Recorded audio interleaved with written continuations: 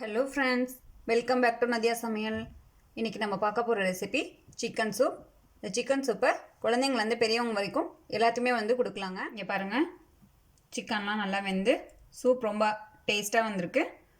இப்போ வாங்க ரெசிபிக்குள்ளே போகலாம். சிக்கன் சூப் செய்ய தேவையான பொருட்களை பார்த்துடலாம். 300 கிராம் அளவு எலும்புள்ள சிக்கன் எடுத்துருக்கேங்க.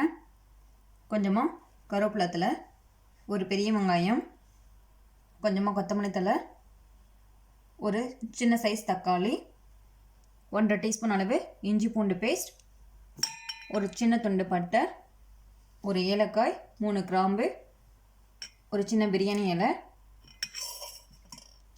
1/4 டீஸ்பூன் மஞ்சள் தூள், தேவையான அளவு உப்பு, 1/4 டீஸ்பூன் மிளகாய் தூள், 3/4 டீஸ்பூன் அளவு கொத்தமல்லி தூள், 1/2 டீஸ்பூன் ஜீரகத்தூள், 1 டீஸ்பூன் மிளகுத்தூள். சூப் நான் இன்றைக்கி குக்கரில் தாங்க செய்ய போகிறேன். குக்கரில் 1 டேபிள் ஸ்பூன் அளவு கடலை எண்ணெய் விட்டுருக்கேன். அதில் நம்ம எடுத்து வச்சிருந்த மசாலாலாம் சேர்த்துக்கலாம். மசாலாலாம் பொரிஞ்சதும் இதில் வெங்காயம் ஆட் பண்ணிக்கலாம்.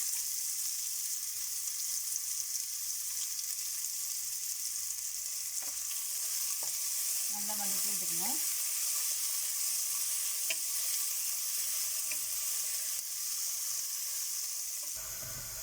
வெங்காயம் இந்த அளவுக்கு வதக்கி விட்டாச்சு. இதில் இஞ்சி பூண்டு பேஸ்ட்டு சேர்த்துக்கலாம். இஞ்சி பூண்டு பேஸ்ட் ஃப்ரெஷ்ஷாக அரைச்சி சேர்த்துக்கோங்க.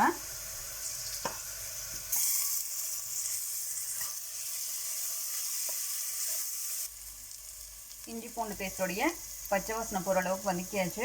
இப்போ இதில் தக்காளி சேர்த்துக்கலாம்.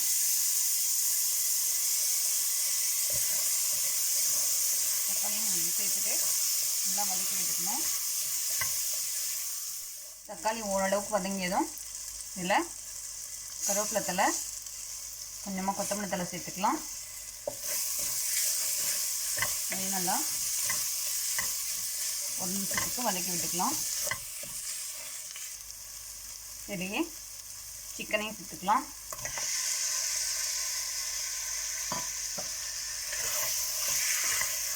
சிக்கன் நீங்கள் இதே மெத்தடில் நாட்டுக்கோழியும் சேர்த்து செய்யலாங்க. நாட்டுக்கோழி சேர்த்து செஞ்சதும் டேஸ்ட் ரொம்ப சூப்பராக இருக்கும். ரொம்ப ஹெல்த்துக்கு நல்லது.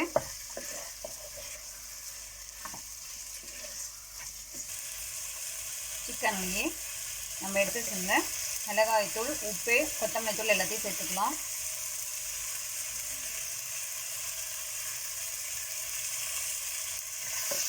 சேர்த்துட்டு நல்லா கலந்து விட்டுடலாம்.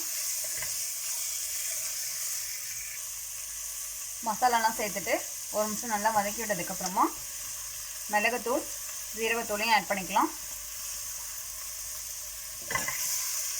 ஆட் பண்ணிட்டு நல்லா கலந்து விட்டுடலாம். இதில் இப்போ 1/2 லிட்டர் அளவுக்கு தண்ணி சேர்த்துக்கலாம். உங்களுக்கு தேவையான அளவு உப்பு சரி பார்த்துக்கோங்க.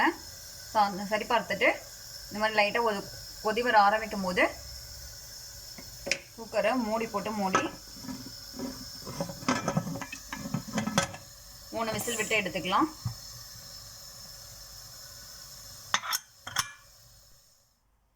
குக்கர் விசில் ரிலீஸ் ஆயிடுச்சு. இந்த விசில் எடுத்துட்டு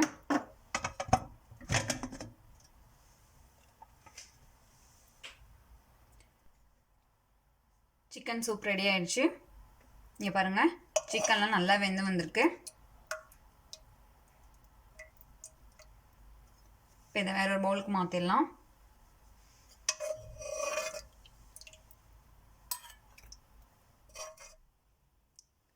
சிக்கன் சூப் ரெடி ஆயிடுச்சு.